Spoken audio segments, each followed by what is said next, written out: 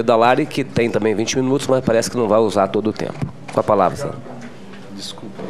Muito obrigado, senhor presidente. Eu realmente serei muito breve, porque até para viabilizar o maior tempo para as questões, a ideia foi conjugarmos as apresentações de maneira a sintetizá-las, e eu apresentarei apenas 3 telas sobre a situação jurídica para esclarecimento dos senhores senadores.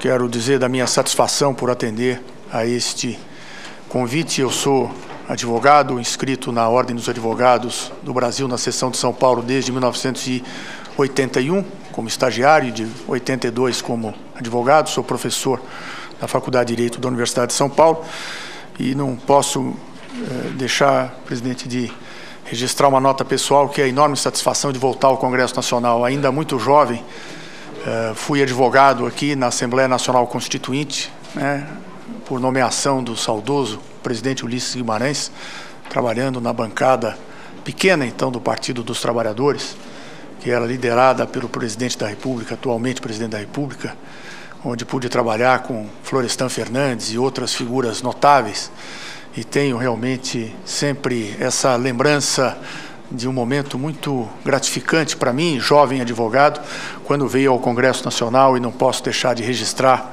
que essa satisfação se repete, apesar das circunstâncias ser um pouco diferentes. Carlos, por favor.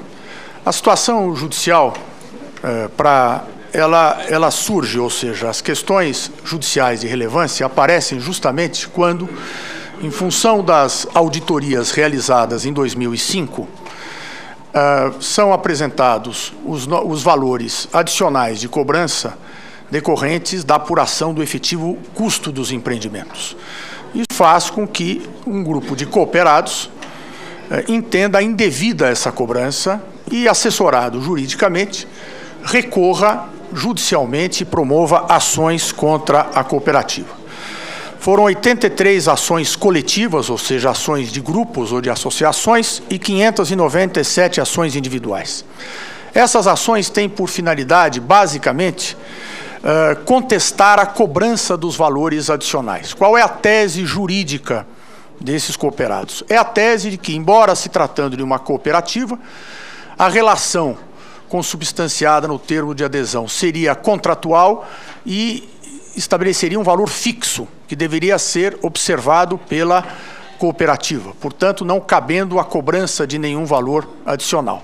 E esta é a tese, então, que vem sendo defendida, que, na verdade, a cooperativa deveria ser considerada uma incorporadora e não uma cooperativa, sendo indevido o pagamento.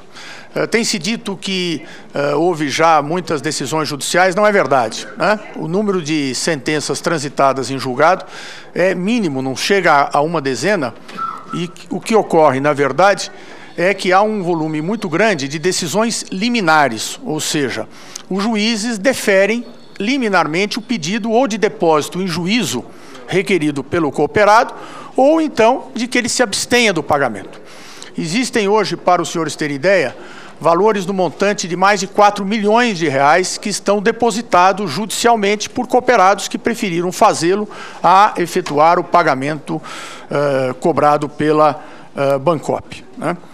Em contraposição, exatamente pela ausência de pagamento, a direção da Bancop, até por obrigação estatutária, promove as ações de cobrança, e quando é o caso de reintegração de posse, referente aos inadimplentes, havendo, portanto, um grande número de ações promovidas pela cooperativa em face da inadimplência. Qual é a tese da cooperativa?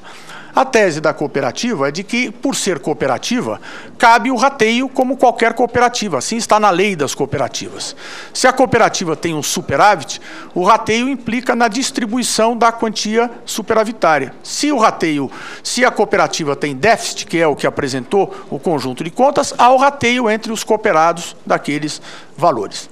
No âmbito desses litígios, tem havido um volume muito substantivo de acordos judiciais. Já foram 340 até hoje, né? E há um esforço grande da nossa parte nesse sentido. Apesar da litigiosidade dos meus colegas advogados da outra parte, em um dos casos houve, inclusive, condenação por litigância de má-fé, há acusação, representação por infração à ética profissional na Ordem dos Advogados do Brasil contra um dos advogados de cooperados, mas, apesar disso, tem havido uma predisposição muito grande ao diálogo. Eu mesmo estive por mais de uma vez nos escritórios dos advogados dos cooperados, meus colegas, para tentar viabilizar e conseguirmos, em alguns casos, bons acordos. Por último, saliento que no âmbito dessas ações, exatamente por se envolver a discussão se o valor é devido ou não, os juízes têm determinado perícias judiciais. Foram 62 determinadas até o momento. É importante observar que em nenhuma dessas perícias judiciais se apurou que o valor cobrado pela Bancopp seria indevido pelos dados numéricos. A discussão é jurídica, se é devido ou não, porque houve um contrato anteriormente. Mas não há nenhuma perícia que tenha concluído pelo descabimento do valor, tendo em vista a apuração real do custo das obras. Outro aspecto importante também é o seguinte: nenhuma das perícias, e em nenhum momento aparece essa acusação, indica que os valores cobrados superam o valor de mercado dos imóveis.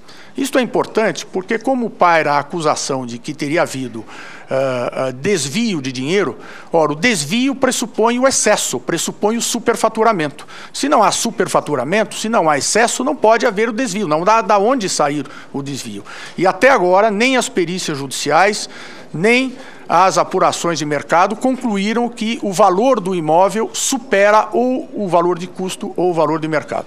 A próxima tela, por favor. Em relação ao Ministério Público e ao acordo que houve, o acordo judicial. Em 2006, quando se iniciaram as proposituras das ações judiciais, os cooperados, algumas associações, recorreram ao Ministério Público pedindo a interveniência do Ministério Público. Foi instaurado, então, um inquérito civil público no âmbito da Promotoria do Consumidor, que em dezembro de 2006 deliberou por arquivar o inquérito civil, entendendo que não cabia a interveniência do Ministério Público. Quais foram os argumentos da Promotoria do Consumidor? Primeiro, que não se tratava de uma relação de consumo, mas de uma relação regida pela lei das cooperativas e, portanto, não havia ilicitude nos valores cobrados, né? Havia que se apurar se eles eram devidos ou não, mas não havia, por si só, nenhuma ilicitude, já que se tratava de cooperativa. Segundo, a situação era localizada, o número de pessoas envolvidas era restrito, era limitado, àquela empresa não cabia a intervenção do Ministério Público porque não havia uma situação universal, não havia uma situação generalizada que extrapolasse os limites daquela relação negocial. Terceiro argumento do Ministério Público: um grande número de causas em juízo, ou seja, o Poder Judiciário já estava examinando, por iniciativa dos cooperados, mais de 400 ações judiciais. Portanto, a matéria estava sendo devidamente equacionada. E, por último, não se verificava uma situação de hipossuficiência. Como Vossas Excelências puderam ver pelo próprio padrão dos empreendimentos, trata-se de empreendimentos de classe média. Os cooperados têm advogados, estão representados em juízo, portanto, o Ministério Público entendeu que não era uma situação que justificava a sua interveniência. Em outubro de 2007, o Conselho Superior do Ministério Público, por maioria de votos, entendeu em sentido diverso, que não era o caso de arquivar o inquérito, que era o caso de se propor a ação civil pública para que se discutisse a matéria no âmbito da ação civil pública.